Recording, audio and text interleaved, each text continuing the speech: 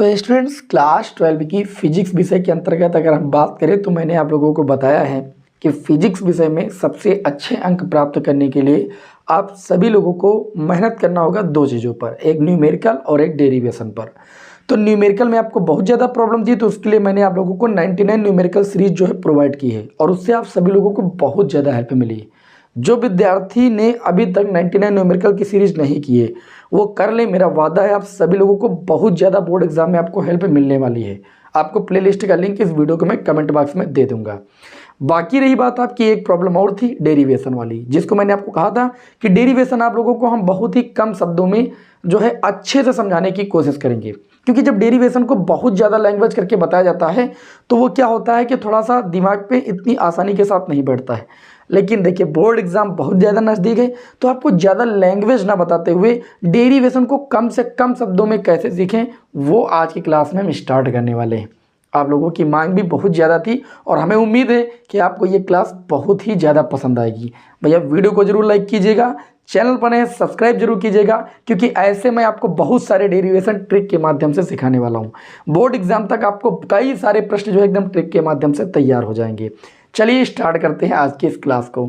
तो भैया देखिए मैंने सबसे पहला जो प्रश्न उठाया है वो उठाया गॉस की प्रमेय, जो कि बहुत ही ज़्यादा इंपॉर्टेंट क्वेश्चन है बोर्ड एग्जाम के दृष्टि से। इसको आप कैसे 4 लाइन में लगाएंगे। देखिए आप अपनी बोर्ड कॉपी पर 4 लाइन में नहीं लिखिएगा कि आप कहने लगे क्या सर बोर्ड कॉपी में भी इतना ही लिखिए तो काम चल जाए। तो भाई ध्यान से दिमाग से काम लीजिए। मैं आपको यहाँ पर बड़े से बड़ा डेरिवेशन शॉर्ट भाषा में मतलब कम शब्दों में समझाने की कोशिश करूँगा। कम शब्दों में जब समझाऊंगा तो आपको आसान लगेगा, जल्दी तैयार हो जाएगा, इसलिए मैं कर रहा हूँ। ठीक है, बाकी बोर्ड एग्जाम में आपको लैंग्वेज जितनी ज़्यादा लिख पाएंगे उतना बेटर है। ठीक है, सफिशियंट रहेगा आपके लिए। तो पहला जो क्वेश्चन हमने उठाया है वो उठाया गॉस की प्रमेय। मैं आपको ये बताऊंगा कि गॉस की प्रमेय में आपको किस बात को समझना है जिससे गॉस की प्रमेय आपकी मात्र 4 लाइन में हो जाएगी, मतलब प्रूव हो जाएगी, सिद्ध हो जाएगी। अब गॉस की प्रमेय को सिद्ध करने के लिए सबसे पहली बात तो आपको ये पता होना जरूरी है कि जो गॉस की प्रमेय होती है वह एक बंद पृष्ठ के लिए लागू होती है। और गॉस की प्रमेय ये कहती है कि किसी बंद पृष्ठ से परिबद्ध कुल आवेश का 1/ε0 गुना जो होता है वह उस पृष्ठ द्वारा गुजरने वाले कुल वैद्युत फ्लक्स के बराबर होता है। अर्थात किसी बंद पृष्ठ से होकर गुजरने वाला कुल वैद्युत फ्लक्स उस पृष्ठ द्वारा परिबद्ध कुल आवेश का 1/ε0 गुना होता है। यही गॉस की प्रमेय है। तो मैंने क्या किया, एक बंद काल्पनिक पृष्ठ ले लिया, जैसा कि आप यहाँ पर देख पा रहे हैं। ये मैंने बंद काल्पनिक पृष्ठ ले लिया, इसके अंदर एक बिंदु O है जिस पर +Q आवेश स्थित है और R मीटर की दूरी पर एक बिंदु P है जहां पर हमें क्या निकालनी है, मान लीजिए वैद्युत क्षेत्र की तीव्रता निकालनी है। ठीक है, तो यहाँ पर चूंकि +Q आवेश, भैया +Q आवेश के कारण वैद्युत क्षेत्र उत्पन्न होगा। वैद्युत क्षेत्र जहाँ उत्पन्न होगा वहाँ पर वैद्युत बल रेखाएं होती है और वैद्युत बल रेखाएं जब काल्पनिक पृष्ठ से बाहर निकलती हैं तो जितनी वैद्युत बल रेखाएं काल्पनिक पृष्ठ से बाहर निकलती उन्हीं की संख्या को उस काल्पनिक पृष्ठ से बद्ध हम क्या कहते हैं, वैद्युत फ्लक्स कहते हैं। जानते हैं ना आप सभी लोग। तो यहाँ पर हम क्या करते हैं, देखिए संपूर्ण पृष्ठ से, देखो गॉस की प्रमेय क्या कहती है कि संपूर्ण पृष्ठ से गुजरने वाला जो कुल वैद्युत फ्लक्स होगा वह उस पृष्ठ द्वारा परिबद्ध कुल आवेश का 1/ε0 गुना होगा। तो हम इस संपूर्ण पृष्ठ से होकर गुजरने वाला वैद्युत फ्लक्स ही हमें फाइंड करना है। लेकिन गॉस की प्रमेय में आपको पता है कि अगर संपूर्ण पृष्ठ से गुजरने वाला वैद्युत फ्लक्स निकालना है तो सबसे पहले हम एक अल्प पृष्ठ की रचना करते हैं और अल्प पृष्ठ से गुजरने वाला वैद्युत फ्लक्स निकालते हैं। तो हमने इस बिंदु P के चारों ओर एक अल्प पृष्ठ की मैंने रचना कर ली, जिसका जो क्षेत्रफल वेक्टर है वो आपका कितना है, क्षेत्रफल वेक्टर की जो दिशा है, इसको P थोड़ा अलग कर देते हैं, P यहाँ कर लिए। क्षेत्रफल वेक्टर की जो दिशा है वो आपका dA वेक्टर है और +Q आवेश के कारण बिंदु P पर जो वैद्युत क्षेत्र की तीव्रता है वो आपकी वेक्टर E है। यहाँ पर इसके बीच बना एंगल कितना है, आपका थीटा है। अच्छा, एक ही डायरेक्शन में होंगे तो एंगल 0 हो जाएगा। अब सबसे पहली बात आती है, देखो गॉस की प्रमेय कहती है कि गुजरने वाला कुल वैद्युत फ्लक्स जो होता है वो इस पृष्ठ द्वारा परिबद्ध आवेश का 1/ε0 गुना होता है। इसी को तो भैया गॉस की प्रमेय कहते हैं, इसी को तो गॉस की प्रमेय कहते हैं। तो गॉस की प्रमेय जो कहती है वो कीजिए ना, आप अलग दिमाग क्यों लगाते हैं। इस काल्पनिक पृष्ठ से गुजरने वाला कुल वैद्युत फ्लक्स निकालिए। कुल वैद्युत फ्लक्स निकालने के लिए सबसे पहले अल्प पृष्ठ से गुजरने वाला वैद्युत फ्लक्स निकालिए, फिर समाकलन कर दीजिए, बस इतना ही करना है। समझ नहीं बात। तो सबसे पहले यहां पर हम एकदम शॉर्ट शब्दों में आपको बता रहे हैं, अल्प पृष्ठ से गुजरने वाला क्या भैया, गुजरने वाला वैद्युत फ्लक्स। अब भैया एक चीज बताइए, अगर अल्प पृष्ठ से गुजरने वाला वैद्युत फ्लक्स निकालेंगे, अल्प के लिए लगाते हैं डी और वैद्युत फ्लक्स को लिखते हैं फाई ई से। वैद्युत फ्लक्स की परिभाषा क्या होती है, E D A cos theta, यही तो होती है। जहाँ थीटा जो होता है वैद्युत क्षेत्र और क्षेत्रफल वेक्टर के बीच बना कोण होता है। चूंकि यहाँ बना कोण मैंने थीटा लिया है, इसलिए E D A cos theta लिख दिया। अब यहाँ पर हमको तो चूंकि गॉस की प्रमेय कहती है कि संपूर्ण पृष्ठ से गुजरने वाला वैद्युत फ्लक्स निकालिए, अब इसका समाकलन कर देंगे। अतः संपूर्ण पृष्ठ से गुजरने वाला वैद्युत फ्लक्स, संपूर्ण पृष्ठ से गुजरने वाला वैद्युत फ्लक्स, है ना भैया। आज की इस क्लास में 2 से 3 महत्वपूर्ण डेरिवेशन आपको कराने वाले हैं। ये मत समझिएगा कि यही डेरिवेशन करा के आपको छोड़ देंगे। अब एक क्लास में 2-3 महत्वपूर्ण डेरिवेशन ट्रिक से कराएंगे, तभी तो ज़्यादा से ज़्यादा डेरिवेशन आपको तैयार होंगे। तो अतः संपूर्ण पृष्ठ से गुजरने वाला हम क्या निकालेंगे, वैद्युत फ्लक्स निकालेंगे। अब आप ये हमसे प्रश्न जरूर करेंगे, सर क्या बोर्ड एग्जाम में इतने लिखने से काम चल जाएगा? जी नहीं, आपको ये मानना पड़ेगा माना आर त्रिज्या का ये जो आपकी त्रिज्या है वो कितनी है, आपकी आर है। क्यों से पी तक की दूरी कितनी, आर। आपको मानना पड़ेगा कि आर त्रिज्या का एक गोला है, ठीक है।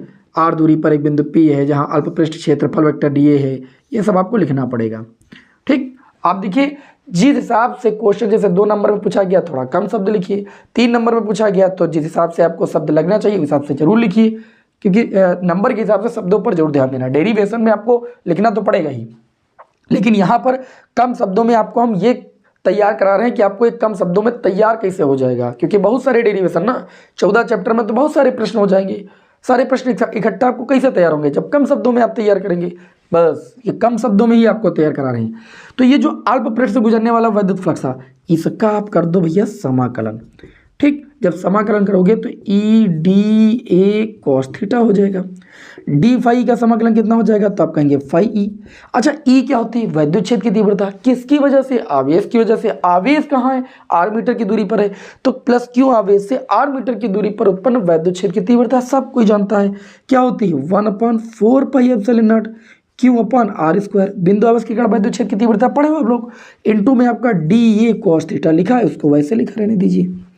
अब ये आपका हो जाएगा फाई ई बराबर, इसमें से क्या बाहर हो जाएगा, 1/4 पाई एप्सिलॉन नॉट बाहर हो जाएगा, इनटू में क्यू बाहर हो जाएगा, और समाकलन के अंदर आपका हो जाएगा डी ए कॉस थीटा और बट्टे में कितना हो जाएगा, आर स्क्वायर। हर एक विद्यार्थी जानता है कि D A cos theta by R square जो होता है वो डी ओमेगा के बराबर होता है, जिसे हम घन कोण कहते हैं। आपको घन कोण की परिभाषा में बताया गया है, तो इसे आप लिख सकते हो, क्या लिख सकते हो, देखिए इसे आप Q/4 पाई एप्सिलॉन नॉट लिख सकते हो, ठीक। क्यू का ऊपर से गुणा हो गया, और समाकलन के चिन्ह के अंदर ये वाली जो होती है वो डी ओमेगा के बराबर होती है, तो इसको डी ओमेगा लिख सकते हो। और डी ओमेगा का जो समाकलन होता है, जो घन कोण का समाकलन जो संपूर्ण कोण होता है वो कितना होता है, 4 पाई होता है। तो ये आपका हो जाएगा फाई ई बराबर, ये हो गया क्यू अपान में 4 पाई एप्सिलॉन नॉट, और डी ओमेगा की वैल्यू कितनी हो जाएगी, 4 पाई। 4 पाई से 4 पाई कैंसिल हो गया, ये आपका आ गया क्यू अपान एप्सिलॉन नॉट। देखिए मैंने इस डेरिवेशन को 1 2 3 4 लाइन में कर दिया, 4 से 5 लाइन में, ठीक है। ऐसे ही सारे डेरिवेशन को कर सकेंगे।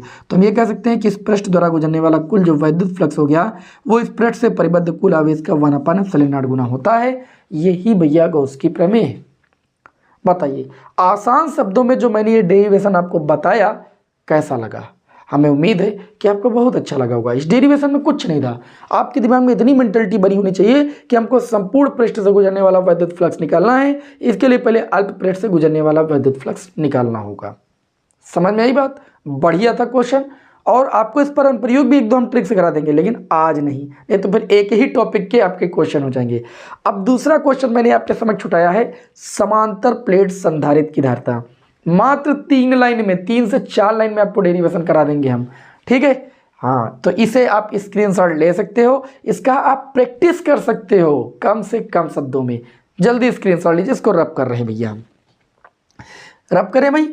तो हमें उम्मीद है कि आपको ये चीज़ समझ में आ रही होगी कि हाँ, अगर हम ऐसे कम शब्दों में डेरिवेशन की प्रैक्टिस करेंगे तो हमारे बहुत ज़्यादा डेरिवेशन तैयार हो जाएंगे, और इस तरीके से जो भैया फिजिक्स का आपका डर है वो समाप्त हो जाएगा।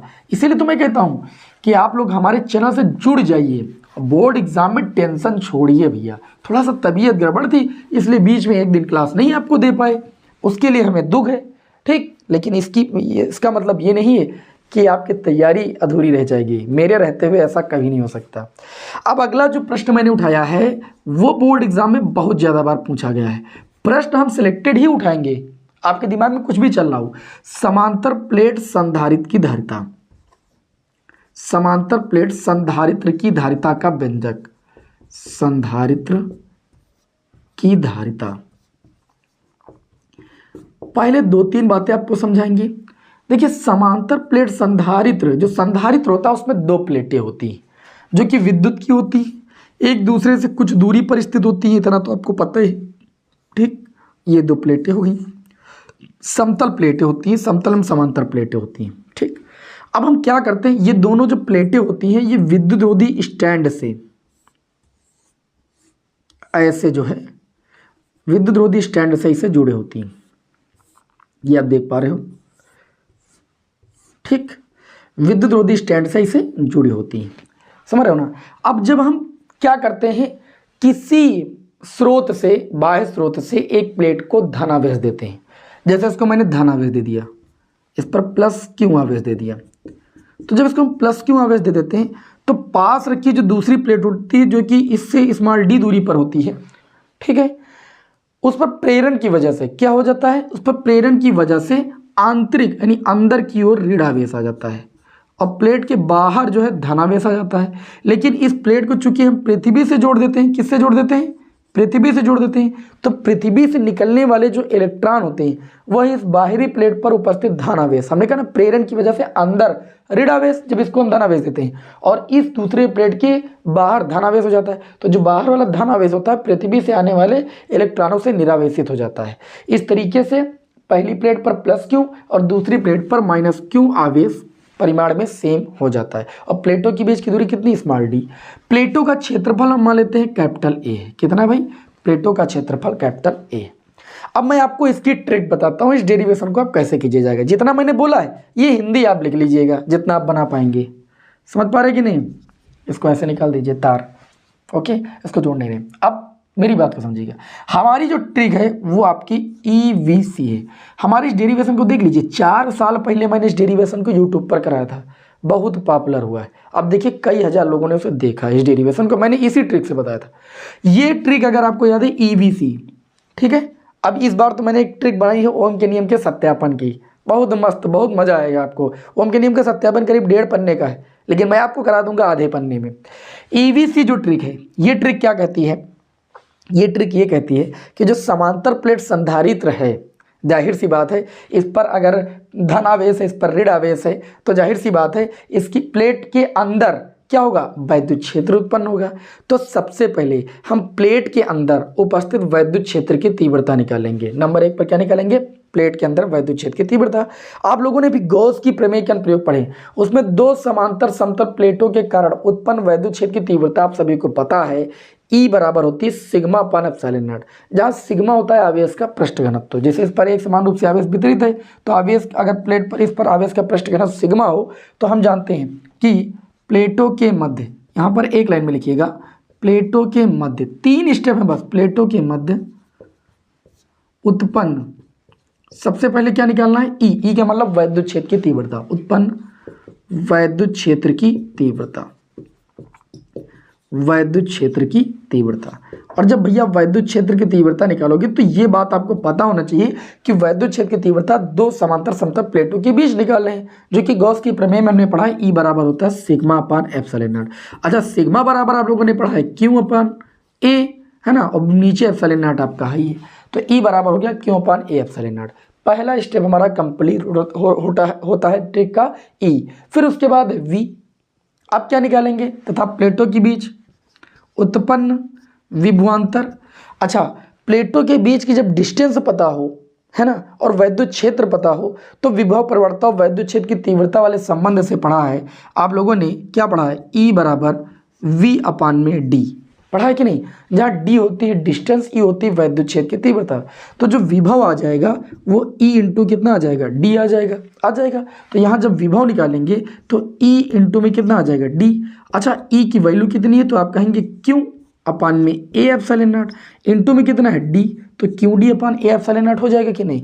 दूसरा स्टेप भी हमारा कंप्लीट होता है, वैद्युत विभव आ गया। अब निकाल लेंगे हम अतः समांतर प्लेट संधारित्र की धारिता। क्या लिखेंगे? अतः समांतर प्लेट संधारित्र की धारिता। क्या निकालेंगे? समांतर प्लेट संधारित्र की धारिता। बात समझ नहीं? तो धारिता की परिभाषा आप लोगों ने पढ़ी, C बराबर कितना होता है? Q अपान में V। बताइए पढ़ी कि नहीं पढ़ी? अब C बराबर Q हो गया, V की वैल्यू अभी आपने निकाली, कितनी निकाली? Q D अपान में A एप्सिलॉन नॉट। बताओ Q से Q कैंसिल होगा, तो ये A एप्सिलॉन नॉट बट्टी वाला ऊपर चला जाएगा, तो ये आ जाएगा A एप्सिलॉन नॉट बट्टी में D। अर्थात हम कह सकते हैं C बराबर कितना हो जाएगा? A एप्सिलॉन नॉट बट्टी में D। ये आ गई समांतर प्लेट संधारित्र की धारिता, C बराबर A epsilon not by D। अच्छा, प्लेटों की बीच अगर कोई परावैद्युत पदार्थ है जिसका परावैद्युतांक K, ठीक है, तो ये आपकी हो जाएगी, जो धारिता हो जाएगी वो उतनी गुना बढ़ जाएगी। तो C बराबर आपका आ जाएगा K A epsilon not by D। अब आप बताइए ये डेरिवेशन कितनी लाइन में हुआ? पहले E निकालना था, E आ गया, V निकालना था, V ये दूसरी लाइन में आ गया, फिर C निकालना था, ये तीसरी लाइन में आ गया। 3 लाइन में डेरिवेशन हुआ कि नहीं हुआ है? तो डेरिवेशन कोई कठिन नहीं होता है, हमारे केवल समझने का नजरिया होता है। हम अभी इसी को आपको बहुत विस्तार से बताते चले जाएं तो ये आपको डेरिवेशन कठिन लगने लगेगा। बताइए भाई, तो डेरिवेशन आपको आसान लग रहे हैं कि नहीं? आप बताइए, आसान लग रहे होंगे ना? अब आपको लग रहा होगा कि ऐसे अगर डेरिवेशन हम तैयार करें तो बहुत सारे डेरिवेशन हम कम समय में तैयार कर सकते हैं। अब आपको एक और बढ़िया सा महत्वपूर्ण प्रश्न कराने जा रहे हैं जो कि एकदम लास्ट चैप्टर का है, पीएन संधि डायपोल अर्ध तरंग दिष्टकारी और पूर्ण तरंग दिष्टकारी। ठीक, यहां पर आपको हम कुछ नहीं कराएंगे, केवल पीएन संधि डायपोल अर्ध तरंग दिष्टकारी के रूप में कैसे कार्य करता है और पूर्ण तरंग दिष्टकारी के रूप में कैसे कार्य करता है, बस ये मैं बताने आया हूं आपको। ठीक है, देखिए भाई, जो आप सभी लोगों को बहुत कठिन लगता है ना, देखिए पीएन संधि डायपोल हाफ वेव रेक्टिफायर, मतलब जो पीएन संधि डायपोल हाफ वेव रेक्टिफायर होता है, ठीक है, वो क्या करता है? वो केवल एसी को रेक्टिफायर का कार्य क्या होता है? एसी को डीसी में कन्वर्ट करना। ठीक है, तो एक बहुत ही महत्वपूर्ण प्रश्न तैयार कराने जा रहा हूं आपको, पीएन संधि डायपोल। ध्यान दीजिएगा, मैंने इसको हालांकि पहले कराया है, केवल रिवीजन आपको करा रहा हूं, सारे प्रश्न मैंने कराए हैं। पीएन संधि डायपोल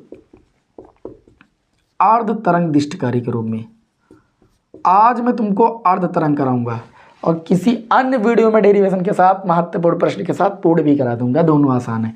अर्ध तरंग दिष्टकारी के रूप में, ठीक है, बहुत महत्वपूर्ण प्रश्न चुन के बता रहा हूं, दिष्टकारी रूप में पीएन संधि डायपोल जो होता है वो अर्ध तरंग दिष्टकारी के रूप में कैसे कार्य करता है वो मैं आपको यहाँ पर कराने जा रहा हूँ। देखिए, चूंकि इसमें क्या होता है, एक प्रकार का ट्रांजिस्टर पहली बात होता है। ट्रांजिस्टर में 2 कुंडलियां होती है, 2 कॉइल, एक प्राथमिक कॉइल होती है, जैसा कि आपको पता है ये प्राइमरी कॉइल होती है। यहाँ पर प्रत्यावर्ती निवेशी वोल्टेज होता है, ये उसका प्रतीक होता है, एग्जामिनर कई बार प्रश्न पूछता है, इसको कहते हैं एसी इनपुट, प्रत्यावर्ती निवेशी वोल्टेज यहाँ से मिलता है। ठीक है, फिर इसमें होती है एक द्वितीयक कुंडली। क्या होती है? आपकी द्वितीयक कुंडली, ये द्वितीयक कुंडली हो गई। ठीक, ये द्वितीयक कुंडली हो गई। अब जो ये द्वितीयक कुंडली होती है, ये पीएन संधि डायपोल के पी सिरे से, द्वितीयक कुंडली का एक सिरा, और पीएन संधि डायपोल के दूसरे पी, ये पी सिरा होता है, ये एन सिरा होता है डायपोल का, ये डायपोल होता है। तो एन सिरे को हम क्या करते हैं, लोड रजिस्टेंस के, ये लोड रजिस्टेंस यहाँ पर आपका होता है लोड रजिस्टेंस, ठीक, आरएल, मतलब निर्गत वोल्टेज यहाँ मिलता है, लोड रजिस्टेंस के पहले सिरे से जोड़ देते हैं, और लोड रजिस्टेंस का जो दूसरा सिरा होता है, ठीक है, इसको क्या करते हैं, दूसरे सिरे को द्वितीयक कुंडली के दूसरे सिरे से हम कनेक्ट कर देते हैं। यहाँ पर हमको आउटपुट मिलता है, इसको लोड रेजिस्टेंस कहते हैं। तो ये होता है पीएन संधि डायपोल का अर्ध तरंग दिष्टकारी परिपथ। बताओ इसमें कुछ है? कुछ भी नहीं है। तो संरचना में बोलता गया, बस यही संरचना है, आपको लिखना है। इसमें प्राथमिक कॉइल आपको क्या बोलना है, इसमें प्राइमरी जो कॉइल होती है प्रत्यावर्ती निवेशी वोल्टेज देते हैं, प्राथमिक कॉइल के सिरों के बीच प्रत्यावर्ती निवेशी वोल्टेज को जोड़ देते हैं, और द्वितीयक कॉइल में पीएन संधि डायपोल के पी सिरे को द्वितीयक कुंडली के पहले सिरे से, और पीएन संधि डायपोल के एन सिरे को लोड प्रतिरोध आरएल के दूसरे सिरे से कनेक्ट कर देते हैं, और द्वितीयक कुंडली का जो दूसरा सिरा होता है वो लोड प्रतिरोध आरएल के दूसरे सिरे से जोड़ दिया जाता है। ये पीएन संधि डायपोल का अर्ध तरंग दिष्टकारी रूप कहलाता है। बताइए भाई, इतनी बात समझ में? अब ये आपकी हो गई इसकी संरचना। कार्यविधि ये कैसे कार्य करता है, देखिए कार्य क्या करता है। देखो यहाँ से जब हम यहाँ से जो एसी इनपुट होता है, मतलब हम प्रत्यावर्ती निवेशी वोल्टेज देते हैं, और प्रत्यावर्ती निवेशी वोल्टेज का ग्राफ सभी लोग जानते हो कुछ ऐसे बनता है कि नहीं बनता है। तो प्रत्यावर्ती जो वोल्टेज होता है उसका ग्राफ कुछ ऐसे होता है।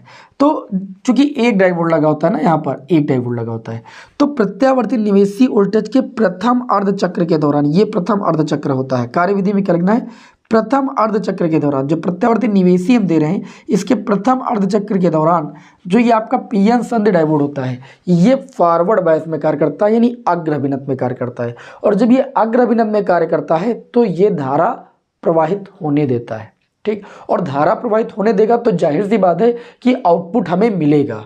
तो जब आउटपुट मिलेगा तो जब इसका आउटपुट, ये तो इनपुट का ग्राफ हो गया, ठीक है। आउटपुट का जब आप ग्राफ बनाएंगे तो ग्राफ आपको ऐसे मिलेगा, ऐसे आउटपुट मिलेगा तो ग्राफ बनेगा, सीधी सी बात है। अब जो ये प्रत्यावर्ती निवेशी वोल्टेज का प्रथम अर्धचक्र था, ये इसके सापेक्ष जो पीएन संधि डायोड था ये अग्र अभिनत है, जिस वजह से हमको आउटपुट मिला। ये आउटपुट का ग्राफ बना रहे हैं, इसी के नंबर भैया मिलते हैं आपको, मैं जो बता रहा हूँ उसको ध्यान से समझिए। फिर आपको कार्यविधि में लिखना है कि प्रत्यावर्ती निवेशी वोल्टेज के दूसरे अर्धचक्र के दौरान जो ये हमारा पीएन संधि डायोड होता है ये रिवर्स बायस में होता है, यानी पश्चिम यानी उत्क्रम अभिनत में कार्य करता है, जिस वजह से लोड प्रतिरोध RL के सिरों के बीच हमें निर्गत वोल्टेज नहीं प्राप्त होता है। और भैया जब निर्गत वोल्टेज नहीं प्राप्त होगा तो ग्राफ में हमको एक सीधी रेखा दिखानी है, बात समझ आ गई। फिर देखिए ये प्रत्यावर्ती निवेशी वोल्टेज के आधे चक्र में ये धनात्मक हुआ तो ये कार्य किया, मतलब अग्र अभिनत में रहा तो वोल्टेज मिला। फिर दूसरे अर्धचक्र के दौरान ये निगेटिव सिरे की ओर चला गया, जिस वजह से ये आपका रिवर्स बायस में हो गया, धारा नहीं प्रवाहित हुई। फिर प्रत्यावर्ती निवेशी वोल्टेज के आधे चक्र के दौरान ये धनात्मक हो जाएगा, और धनात्मक होने का मतलब ये अग्र अभिनत में कार्य करेगा, और अग्र अभिनत में कार्य करेगा तो हमको आउटपुट मिलेगा। और फिर आधे चक्र के दौरान नहीं कार्य करेगा, फिर नहीं मिलेगा, फिर मिलेगा। इस तरीके से जो हमें आउटपुट प्राप्त होता है वह एक हाफ वेव रेक्टिफायर के रूप में प्राप्त होता है। क्या ये पूरी वेव है, पूरी तरंग है? नहीं है। इस तरीके से हम कह सकते हैं कि जो पीएन संधि डायोड होता है ये हाफ वेव रेक्टिफायर के तरीके से कार्य करता है, बात समझ में। हालांकि इसका कोई व्यवहारिक उपयोग नहीं किया जा सकता क्योंकि हाफ वेव रेक्टिफायर के रूप में कार्य करता है, बात समझ में कि नहीं। तो इस तरीके से पीएन संधि डायोड का अर्ध तरंगिष्टकारी रूप भी आपको तैयार हो गया होगा कि इसकी संरचना कैसे लिखनी, कार्यविधि कैसे लिखनी है, और किस तरीके से ये हाफ वेव रेक्टिफायर के रूप में कार्य करता है। ओके, नेक्स्ट क्लास में आपको हम पुनः जो है 3 महत्वपूर्ण डेरिवेशन के साथ मिलेंगे, महत्वपूर्ण प्रश्नों के साथ मिलेंगे। क्लास अगर अच्छी लगी हो तो लाइक कर दीजिए, कमेंट में अपनी राय, अपना फीडबैक जरूर दीजिए, हमें आपके फीडबैक का इंतजार रहेगा। नेक्स्ट क्लास में आपको हम मिलते हैं। जय हिंद, वंदे मातरम।